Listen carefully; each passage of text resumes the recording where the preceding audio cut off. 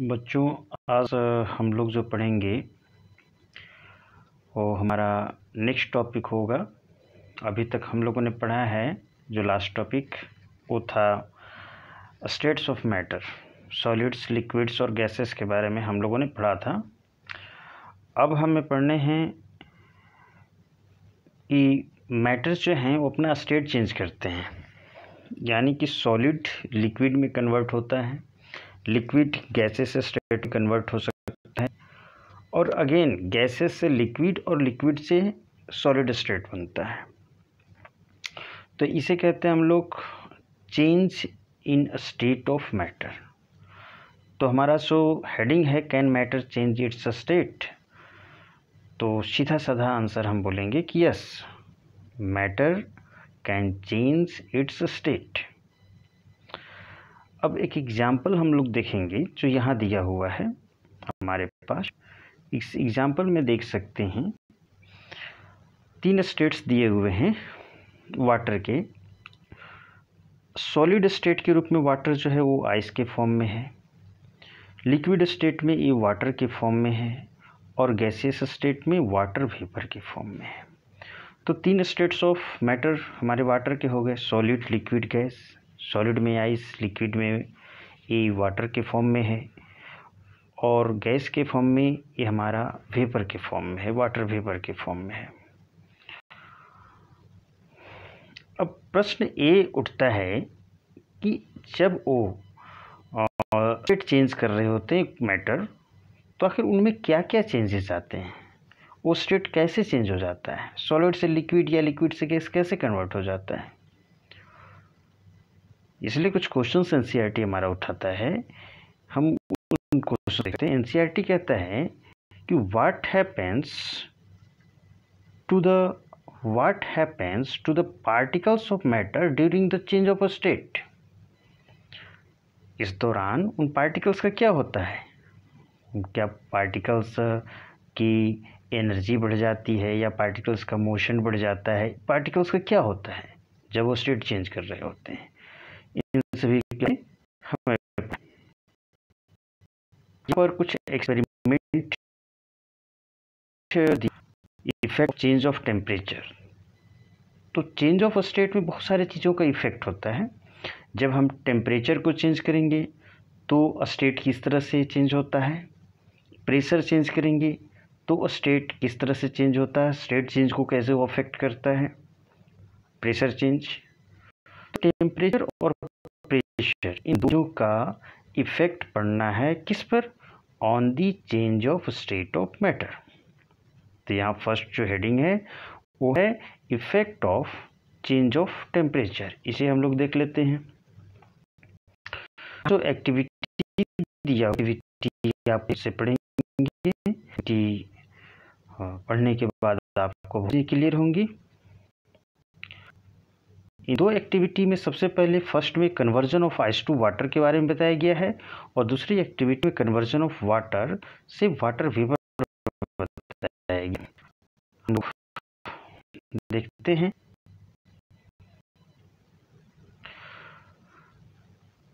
On increasing the temperature of solids, the kinetic energy of the particles increases.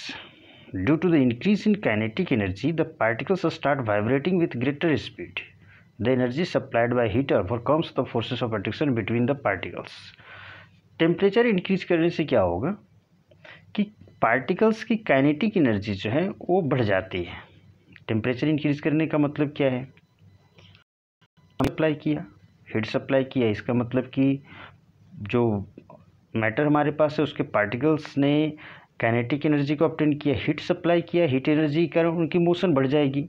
Motion बढ़ने का मतलब है कि उनमें कौन सी एनर्जी बढ़ गई, उनमें एक काइनेटिक एनर्जी बढ़ जाती है। काइनेटिक एनर्जी बढ़ने से क्या होगा कि पार्टिकल्स जो हैं एक दूसरे से कुछ डिस्टेंस पर हैं। हम देख सकते हैं पार्टिकल्स जो होते हैं वो एक दूसरे से कुछ डिस्टेंस पर हैं। मान लीजिए ये डिस्टेंस पर हैं पार्टिकल्स, ये कुछ डिस्टेंस पर हैं। जब इनकी काइनेटिक एनर्जी बढ़ जाएगी तो यानी इनका स्पीड बढ़ जाएगा, तो ये बीच का जो इनके बीच का जो ये फोर्स ऑफ अट्रैक्शन है 2 पार्टिकल्स के बीच का, ये वीक पड़ेगा। क्योंकि with increased kinetic energy these particles start moving fast away from each other.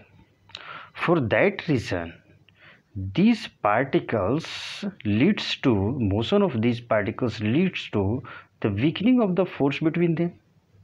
ये फोर्स जो है हमारा होगा और फोर्स कमजोर होने से आगे नेक्स्ट में क्या होगा कि ये पार्टिकल्स जो हैं वो अपना स्टेट चेंज करेंगे।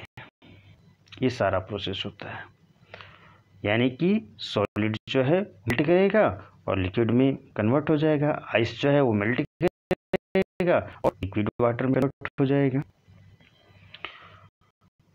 तो अब यहाँ पे हुआ है कि आइस मेल्ट करके लिक्विड वाटर में कन्वर्ट होने के लिए टेम्परेचर होता है। जब हम वो टेम्परेचर देते हैं तो वो कन्वर्ट होता है, उसे कहते हैं मेल्टिंग पॉइंट। यहाँ है कि the minimum temperature at which solid melts to become a liquid at the atmospheric pressure called its melting point. तो सबसे पहली बात कि यहाँ एटमॉस्फेरिक प्रेशर इसकी बात की जाए, ये जो हम मेल्टिंग पॉइंट डिफाइन करेंगे उसके लिए हमारे पास प्रेशर क्या होना चाहिए, एटमॉस्फेरिक प्रेशर पर। यानी कि मेल्टिंग पॉइंट क्या है, this is temperature, minimum temperature at which a solid melts to become a liquid at the atmospheric pressure is called its melting point. ये मिनिमम टेम्परेचर है, कहने का मतलब कि इससे ज़्यादा टेम्परेचर भी हो सकता है। क्या इससे ज़्यादा टेम्परेचर भी हो सकता है? तो नहीं, इससे ज़्यादा टेम्परेचर नहीं हो सकता। ये फिक्स टेम्परेचर है। जब सॉलिड से लिक्विड यानी आइस से वाटर में कन्वर्ट होता है तो एक फिक्स टेम्परेचर होता है और वो कम से कम होता है, उससे ज़्यादा भी टेम्परेचर नहीं होता, मिनिमम टेम्परेचर होता है, फिक्स टेम्परेचर होता है। इस फिक्स टेम्परेचर को जिसमें सॉलिड से लिक्विड यानी आइस से वाटर में कन्वर्ट होता है मैटर, इसे कहते हैं हम लोग मेल्टिंग पॉइंट ऑफ आइस। यदि किसी का मेल्टिंग पॉइंट ज़्यादा है किसी मैटर का, बहुत सारे मैटर्स हैं, अब हर एक के सॉलिड स्टेट को लिक्विड स्टेट में कन्वर्ट करने के लिए हम एक मिनिमम टेम्परेचर होगा जिस पर वो कन्वर्ट होगा। तो मेल्टिंग पॉइंट क्या है, कब पहुंचता है? जब हम हीट सप्लाई करते हैं तो एक स्टेज आ जाता है जब particles sufficient kinetic energy gain कर लेते हैं और उनके बीच का जो फोर्स है उसको वो ओवरकम करने में एबल होते हैं।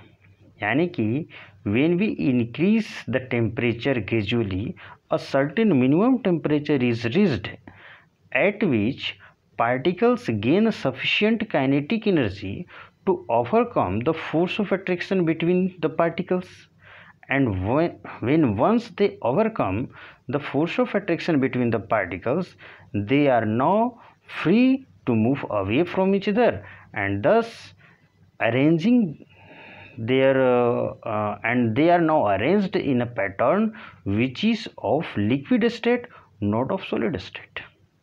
तो अब उनका पैटर्न लिक्विड स्टेट का हो जाता है। सॉलिड स्टेट में पार्टिकल्स नज़दीक नज़दीक होते हैं, लेकिन जब उनका फोर्स वीक हो जाता है काइनेटिक एनर्जी गेन करने के कारण, उनके मोशन के कारण, तो वे दूर दूर हो जाते हैं। यानी कि उनमें पार्टिकल्स जो होते हैं वो सॉलिड से लिक्विड स्टेट वाले में आ जाते हैं, फ्री होकर के ये सॉलिड स्टेट में है। अब ये लिक्विड स्टेट में आ जाते हैं क्योंकि वो वीक हो गया फोर्स, उनकी काइनेटिक एनर्जी बढ़ गई और दूर दूर हो गए, तो कन्वर्ट हो गया, हम कहेंगे कि कन्वर्ट हो गया और कुछ नहीं होता है इसमें। तो मेल्टिंग पॉइंट हर एक सॉलिड का अलग अलग होगा। तो मेल्टिंग पॉइंट से ये पता चलता है कि force of attraction between its particles कितना मजबूत है। यदि force of attraction between particles ज़्यादा मजबूत है, then if force of attraction between its particles is more strong, then we need to reach a more higher temperature at which this force of attraction will be sufficient weaker and the particles will overcome this force of attraction and they will move away from each other and reaches to liquid state। So melting point यदि ज़्यादा है किसी भी solid का, इसका मतलब है कि उनके पार्टिकल्स के बीच फोर्स ऑफ अट्रैक्शन उतना ही ज़्यादा है, क्योंकि उस फोर्स ऑफ अट्रैक्शन को ब्रेक करने के लिए हमें ज़्यादा टेम्परेचर, ज़्यादा हीट देना पड़ा। देख सकते हैं यहाँ लिखा हुआ है हमारे पास, इस लाइन को देख सकते हैं कि melting point of a solid is an indication of the strength of the force of attraction between its particle. Now we move ahead and we see that when a solid melts, its temperature remains the same. So where does the heat energy go? अब अभी मैंने कहा कि वो minimum temperature होता है जिस पर सॉलिड लिक्विड में कन्वर्ट होता है, आइस जो है वो वाटर में कन्वर्ट होता है। तो वो मिनिमम टेम्परेचर सेम रहता है जब तक पूरा का पूरा आइस वाटर में कन्वर्ट नहीं हो जाता, तब तक वो टेम्परेचर सेम रहता है। बात को समझते हैं कि आपने आइस को वाटर में बदलना है, तो आइस का टेम्परेचर बढ़ेगा, लेकिन तब तक वो टेम्परेचर बढ़ता है कब तक? जब तक कि आइस मेल्ट करना शुरू नहीं कर देता है तब तक। एक बार जब आइस मेल्ट करना शुरू कर देता है, once ice starts melting, its temperature becomes constant, और उसका टेम्परेचर कांस्टेंट हो जाता है एक बार जब वो मेल्ट करना शुरू कर देता है। And it remains at the same temperature throughout the process of melting of ice into water. और जब तक पूरा का पूरा आइस वाटर में कन्वर्ट नहीं हो जाता है, तब तक ये टेम्परेचर वैसा ही, उतना ही बना रहता है, टेम्परेचर रिमेन्स सेम। तो क्वेश्चन ये होता है कि जब temperature remain same, then where does the heat energy go? आखिर वो टेम्परेचर पहुंचने के बाद भी हमने हीट देना स्टार्ट किया था। एक टेम्परेचर पहुंचा जिस पर आइस वाटर में कन्वर्ट होना शुरू हुआ, लेकिन उसके बाद भी तो हम हीट देना कंटिन्यूस अपना हीट देना जारी रखते हैं ना, लेकिन टेम्परेचर नहीं बढ़ता है। टेम्परेचर वो 0 डिग्री सेल्सियस होता है, मेल्टिंग पॉइंट आइस का तो 0 डिग्री सेल्सियस ही टेम्परेचर रहता है, उससे टेम्परेचर आगे प्लस में नहीं बढ़ता है। स्टार्टिंग में हमारे आइस का टेम्परेचर माइनस में था, हमने हीट देना शुरू किया तो उसका टेम्परेचर बढ़ते बढ़ते 0 तक पहुंचा। जब 0 पर पहुंचा तो मेल्ट करना शुरू किया, और हम हीट देना तो जारी रखेंगे, लेकिन टेम्परेचर जब तक पूरा का आइस वाटर में टेम्परेचर 0 का 0 ही रहेगा। इसका मतलब है कि वो हीट एनर्जी हमारे टेम्परेचर को बढ़ाने में अपना रोल प्ले नहीं करी, तो हीट एनर्जी कहाँ गई? अब इस क्वेश्चन का आंसर जानने के लिए हम लोग आगे देखते हैं।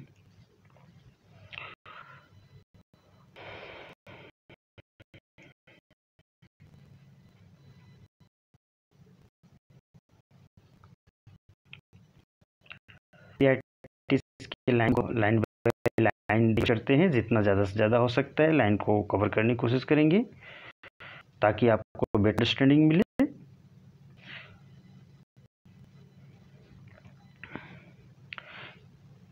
यहाँ एक लाइन लिखा हुआ है कि it is considered that it gets hidden into the content of the beaker 1 minute.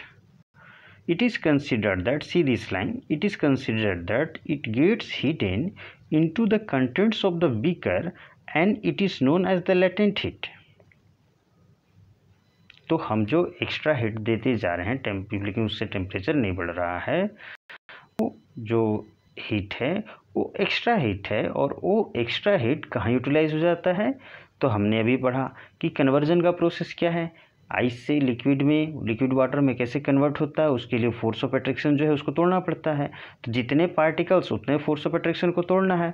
तो उस फोर्स ऑफ अट्रैक्शन को तोड़ने के लिए एक सफिशिएंट हीट अमाउंट जब पहुंच जाता है, वो टेम्परेचर पहुंच जाता है 0 डिग्री सेल्सियस, तो हमारा प्रोसेस स्टार्ट हो जाता है। अब उसके बाद जो भी हीट देंगे वो बस उस force of attraction, more and more particles के बीच के फोर्स ऑफ अट्रैक्शन को ब्रेक करने के लिए, वीक करने के लिए यूटिलाइज होता जाता है।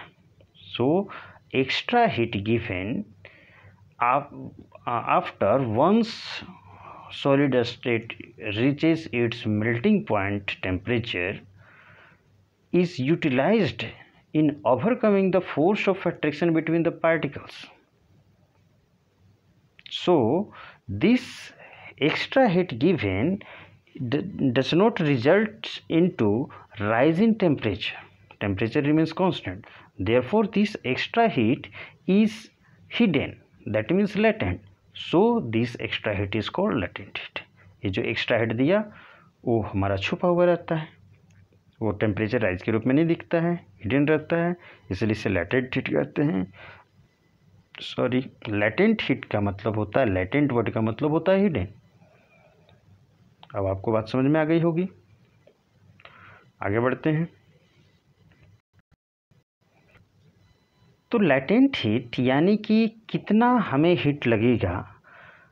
तो लेटेंट हीट ऑफ फ्यूजन एक टर्म डिफाइन किया जाता है. तो latent heat of fusion, fusion process क्या है कि सॉलिड को लिक्विड में मेल्ट करने के प्रोसेस को कहते हैं फ्यूजन. तो जो लेटेंट हीट ऑफ फ्यूजन जितना देना पड़ेगा उसे डिफाइन करते हैं, वो 1 kg सॉलिड के लिए डिफाइन होता है. तो और एटमॉस्फेरिक प्रेशर हमेशा ध्यान रखेंगे कि 1 kg सॉलिड को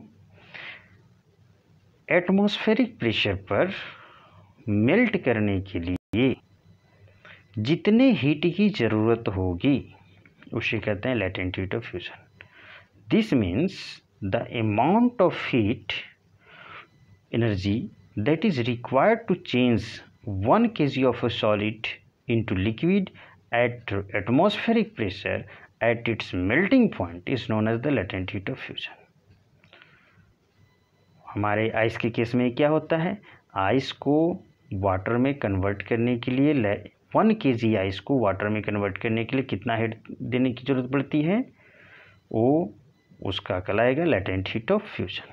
आपको किन लेटेंट हीट ऑफ फ्यूजन को डिफाइन करते समय किन बातों को याद रखना है. सबसे पहले जो सॉलिड लेंगे उसका अमाउंट क्या होना चाहिए, 1 kg. प्रेशर क्या होना चाहिए, एटमॉस्फेरिक प्रेशर. और उस समय टेम्परेचर कितना होना चाहिए, तो टेम्परेचर जो है वो मेल्टिंग पॉइंट होना चाहिए. आइस के केस में क्या है, 0 डिग्री सेल्सियस या 273 केल्विन मेल्टिंग पॉइंट. इन तीनों बातों का ध्यान रखेंगे कि लेटेंट हीट ऑफ फ्यूजन को डिफाइन करने के लिए सॉलिड कितना लेना चाहिए, 1 kg. प्रेशर एटमॉस्फेरिक प्रेशर और टेम्परेचर कितना, मेल्टिंग पॉइंट के बराबर टेम्परेचर होना चाहिए. तो इस चीज़ को अच्छी तरह से आप दिमाग में बैठा लेंगे. This definition is very very important. So you will keep this definition in your mind. Move ahead. तो जैसे हमने देखा कि आइस का वाटर में कन्वर्जन, उसी तरह से वाटर भी वाटर वेपर में कन्वर्ट होता है. वाटर वेपर में कब कन्वर्ट होगा, जब सपोज कीजिए कि ये वाटर पार्टिकल्स हैं, इनके बीच का डिस्टेंस है सर्टेन. अब ये पार्टिकल्स जब अपने बीच के डिस्टेंस को बढ़ा देते हैं, they are now at more distant, they are now more distant away from each other. तो यही तो है, स्टेट चेंज हो गया, क्योंकि असली जो है वो पार्टिकल्स के अरेंजमेंट पर है कि वो कितने क्लोज हैं. जब उनका पार्टिकल्स अरेंजमेंट चेंज हो जाता है तो उनका स्टेट भी चेंज हो जाता है. तो जैसे पिछले केस में हुआ था, आइस टू वाटर के case, water to water vapour के केस में होगा, जब हम हीट देंगे तो पार्टिकल्स हीट एनर्जी गेन कर रहे हैं, यानी काइनेटिक एनर्जी गेन कर रहे हैं. और एक स्टेज आएगा, इस टाइम में टेम्परेचर बढ़ेगा, इस टाइम में टेम्परेचर बढ़ेगा. एक स्टेज आएगा 100 डिग्री सेल्सियस पर, और एक स्टेज आएगा जब वाटर के particle sufficient amount of heat energy को गेन कर चुके होंगे. कितना sufficient amount of heat energy, sufficient amount of heat energy to overcome the force of attraction between the water particles. तो water particle sufficient heat energy को जब obtain कर चुके होंगे, उनकी काइनेटिक एनर्जी सफिशिएंट अमाउंट में बढ़ चुकी होगी, ताकि वे रेडी हैं अब एक दूसरे से ब्रेक करने के लिए. तो इस पॉइंट को हम लोग बोलते हैं, इस पॉइंट पर आकर के हमारा वाटर वेपर में कन्वर्ट होना शुरू होता है, और इस टेम्परेचर को बोलते हैं हम बॉइलिंग पॉइंट. हमारा जो टेम्परेचर है, ये टेम्परेचर होता है, टेम्परेचर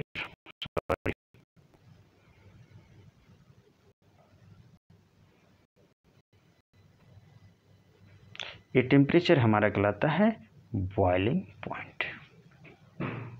तो बॉइलिंग पॉइंट को डिफाइन करते हैं कि this is the temperature at which a liquid starts boiling at the atmospheric pressure is known as boiling points. तो यहाँ भी ध्यान रखना है कि प्रेशर क्या होना चाहिए, एटमॉस्फेरिक प्रेशर। हमारा सारा डेफिनेशन एटमॉस्फेरिक प्रेशर पर जाएगा, ठीक है।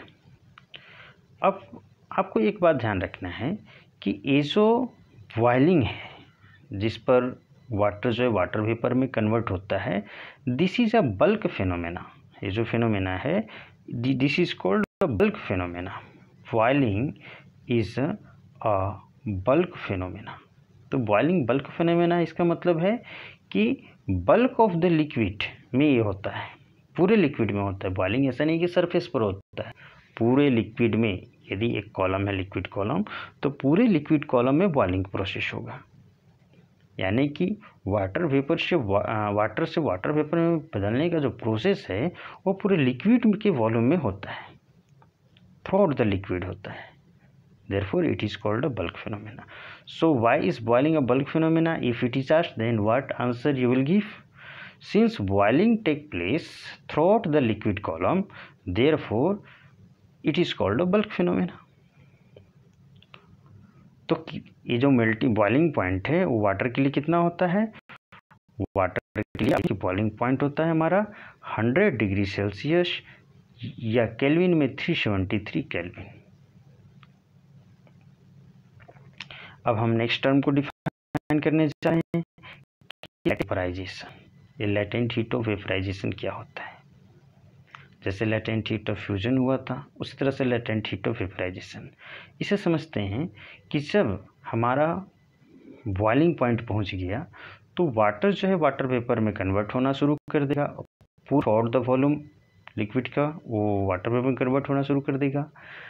लेकिन जब एक बार वो temperature 100 degree Celsius boiling point पहुंच गया, उसके बाद यदि हम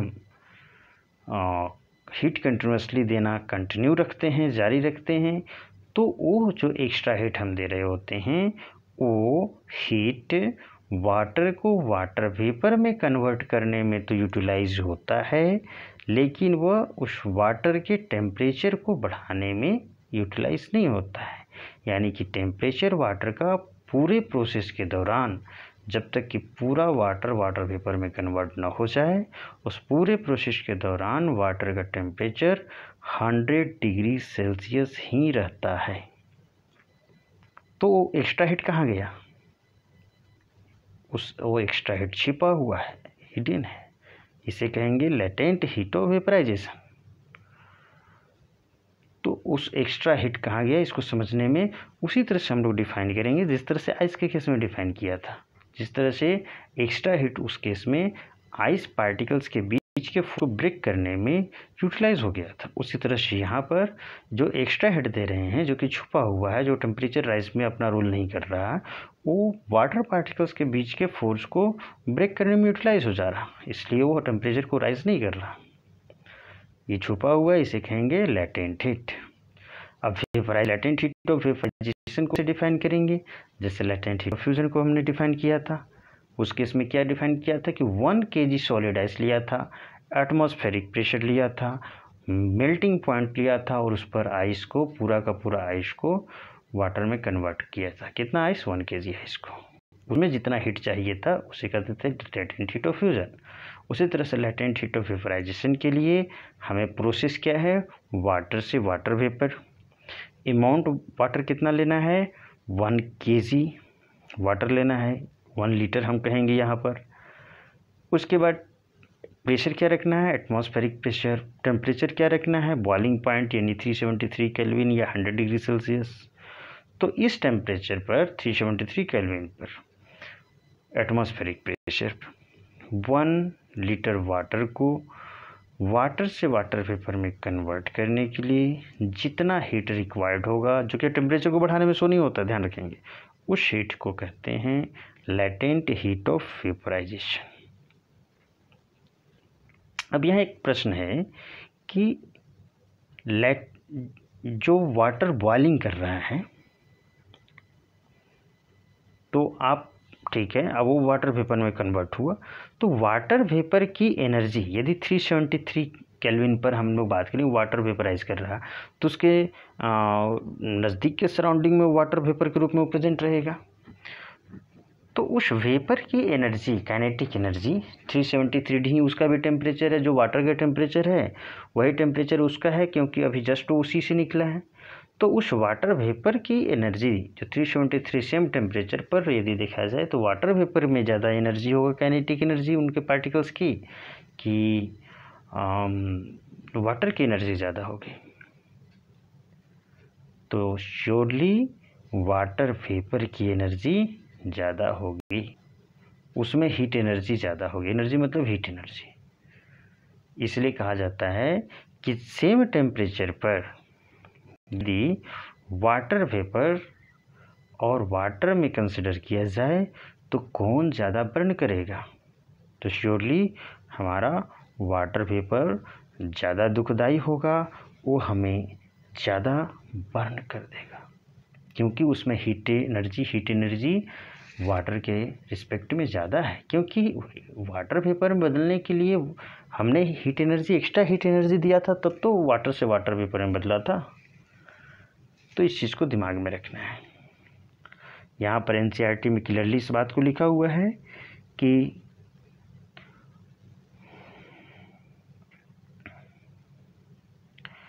देख सकते हैं कि वाटर वेपर एट 373 केल्विन है more energy than water at the same temperature. तो इस चीज़ को हम लोग देख सकते हैं आराम से कि water vapour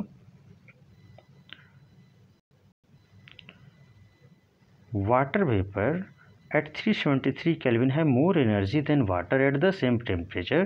This is because particles in the stem have absorbed extra energy in the form of latent heat of vaporization.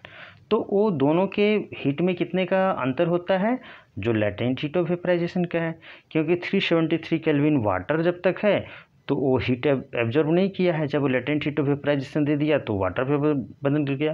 यानी वाटर वेपर में और वाटर के हीट एनर्जी में कितने का डिफरेंस होगा, लेटेंट हीट ऑफ वेपराइजेशन के equal.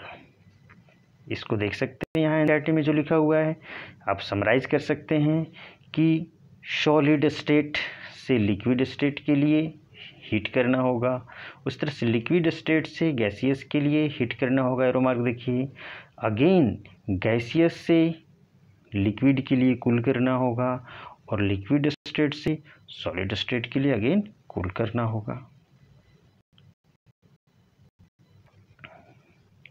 तो हम ये कह सकते हैं कि स्टेट्स ऑफ मैटर को चेंज कर सकते हैं बाय चेंजिंग द टेम्परेचर।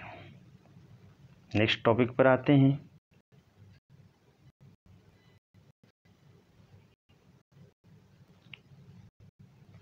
हमारे पास बहुत सारे ऐसे भी सब्सटेंसेस होते हैं जो कि अभी हमने देखा कि सॉलिड से लिक्विड, लिक्विड से गैस होता है, लेकिन ऐसे भी सब्सटेंसेस होते हैं जो सॉलिड से डायरेक्टली गैसियस स्टेट में कन्वर्ट हो जाते हैं, और अगेन गैसियस स्टेट से डायरेक्टली सॉलिड स्टेट में कन्वर्ट हो जाते हैं, यानी बीच में लिक्विड स्टेट नहीं होता। आप देखे होंगे कैम्फोर है, एक दूसरा प्रोडक्ट है अमोनियम क्लोराइड। तो याद रखना है हमारे पास दो प्रोडक्ट के ऐसे के बारे में दिया हुआ है एनसीईआरटी बुक में, दोनों का नाम याद रखना है। एक है कैम्फोर और दूसरा है अमोनियम क्लोराइड। ये दोनों ऐसे हैं, यहाँ एग्जाम्पल में दिए हुए हैं, कि इन्हें जब गर्म किया जाएगा, हीट दिया जाएगा, तो डायरेक्टली गैस में बदल जाते हैं। कौन कौन से, कैम्फोर, अमोनियम क्लोराइड, और अगेन गैस से solid. There is no liquid state when camphor is heated, it directly converts into gaseous state, and back again gaseous state of camphor directly converts into its solid state. तो इस process को हम लोग दो नाम देते हैं, एक सब्लिमेशन और दूसरा जो नाम देते हैं वो है डिपोजिशन। देख सकते हैं लिखा हुआ है।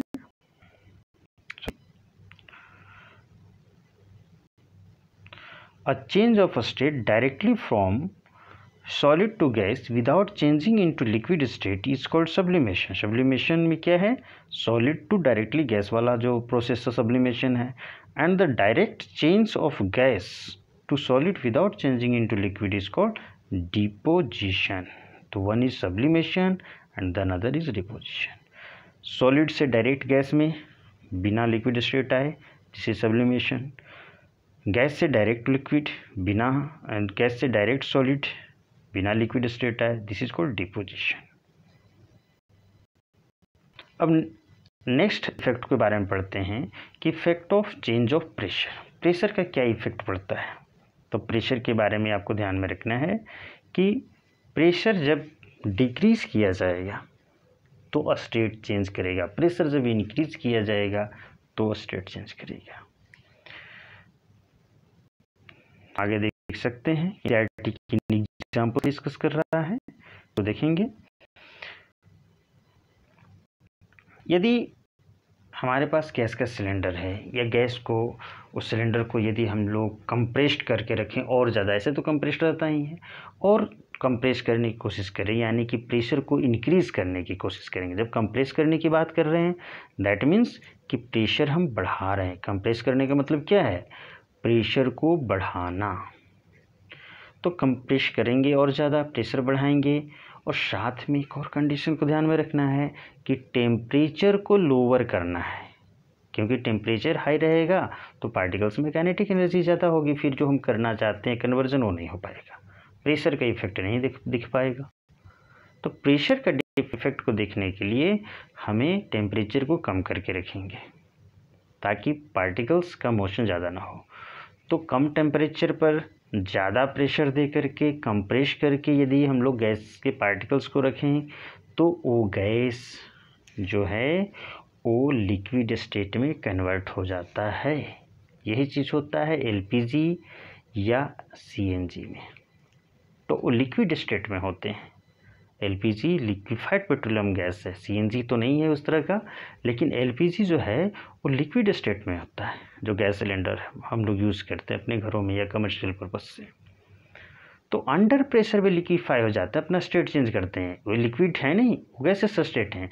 जैसे ही हम प्रेशर को फ्री करेंगे, जैसे ही गैस को खोलते हैं तो गैस का वाल्व खोलते हैं, वो गैसेस स्टेट में कन्वर्ट हो जाता है। At the release of pressure that liquid LPG converts into solid LPG।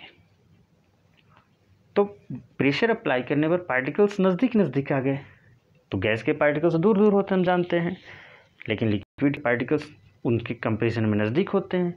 तो प्रेशर अप्लाई करने पर पार्टिकल्स नज़दीक आए, उनकी डेंसिटी बढ़ गई, क्लोजर हुए, और जैसे ही क्लोजर हुए तो स्टेट चेंज हो गया। तो applying pressure and reducing temperature can liquefy gases। This is important conclusion of NCERT कि applying pressure and reducing temperature can liquefy gases। अब यहाँ एक चीज़ के बारे में दिया हुआ है, सॉलिड कार्बन डाइऑक्साइड। ये सॉलिड कार्बन डाइऑक्साइड CO2 क्या है। तो कार्बन डाइऑक्साइड गैस को अंडर हाई प्रेशर, इसे अंडर हाई प्रेशर यदि हम लोग को रखा जाए कार्बन डाइऑक्साइड गैस को अंडर हाई प्रेशर, तो हम ये सॉलिड कार्बन डाइऑक्साइड जो है वो गेट्स कन्वर्टेड डायरेक्टली टू, जो गैस है हमारा गैसियस कार्बन डाइऑक्साइड, वो अंडर हाई प्रेशर वो सॉलिड स्टेट में रहेगा और आइस के जैसा दिखेगा। इसलिए इसे क्या कहते हैं, कार्बन डाइऑक्साइड को हम लोग क्या कहते हैं, ड्राई आइस भी कहते हैं। तो क्वेश्चन होगा कि why is carbon dioxide called dry ice, because it freezes like ice when it is kept under high pressure, it becomes ice, but it is dry ice because there is no amount of water in that, like icy feel, icy touch is different, and here you will not get in an icy touch, therefore it is dry ice।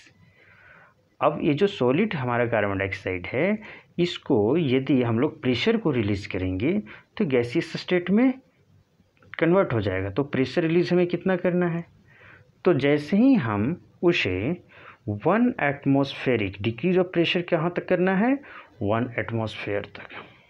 Pressure बढ़ाकर किए थे ना, pressure घटाएंगे 1 atmosphere तक। जब pressure को ले आएंगे तो ये सॉलिड से लिक्विड स्टेट में कन्वर्ट हो जाएगा। उसके बाद और प्रेशर को घटाएंगे तो फिर वो सॉलिड गैसेस स्टेट में भी कन्वर्ट होगा। आगे आते हैं, आगे देखते हैं। हम इस फिगर को देख लेते हैं। इसमें हम देख सकते हैं कि सॉलिड टू लिक्विड बदलने के प्रोसेस को क्या कहते हैं, फ्यूजन। लिक्विड से गैस बदलने के प्रोसेस को क्या कहते हैं, वेपराइजेशन। वेपराइजेशन आप देख सकते हैं यहाँ पर। उसके बाद गैस से, यदि गैस से डायरेक्ट सॉलिड बदलना है तो that is called deposition. Again हमें गैस से बैक डायरेक्शन में चलते हैं। यदि गैस से लिक्विड में कन्वर्ट होना है तो दैट इज कॉल्ड कंडेंसेशन, और लिक्विड से सॉलिड में कन्वर्ट होने को सॉलिडिफिकेशन, और सॉलिड से गैस में डायरेक्ट कन्वर्ट होने को सब्लिमेशन। अब यहाँ हमने इन दोनों प्रोसेस को नहीं देखा है, कंडेंसेशन और सॉलिडिफिकेशन। यदि टेम्परेचर के इफेक्ट को देखा जाए कि गैस जो है वो लिक्विड में कन्वर्ट हो सकता है। आप देखे होंगे कि आइस से भरा हुआ एक ग्लास है और उसे हम लोग देखेंगे कि आसपास जो है ग्लास के सरफेस पर हमें वाटर पार्टिकल्स आउटर सरफेस पर दिखने लगते हैं यदि आउटसाइड टेम्परेचर कम है तो ऐसा इसलिए होता है कि एयर के जो मे भी वाटर वेपर होते हैं, गैसियस वाटर वेपर, वे जो हैं वो लिक्विड स्टेट में कन्वर्ट हो जाते हैं। कैसे कन्वर्ट हो जाते हैं, क्योंकि जैसे ही वो कोल्ड ग्लास सरफेस के कांटेक्ट में आते हैं उनका टेम्परेचर डिक्रीज होता है और वो अपना स्टेट चेंज कर देते हैं। इस प्रोसेस को कंडेंसेशन कहते हैं, यानी गैस से लिक्विड स्टेट में चेंज करने को कंडेंसेशन कहते हैं। सॉलिडिफिकेशन, वाटर को हम लोग फ्रीज में रख करके और आइस बनाते हैं, सॉलिडिफिकेशन। और सॉलिड से गैस तो हम लोगों ने देखा ही है, तो इंटर कन्वर्जन है। नेक्स्ट हम लोग देखते हैं, नेक्स्ट में क्वेश्चन है। इस क्वेश्चन को हम लोग करें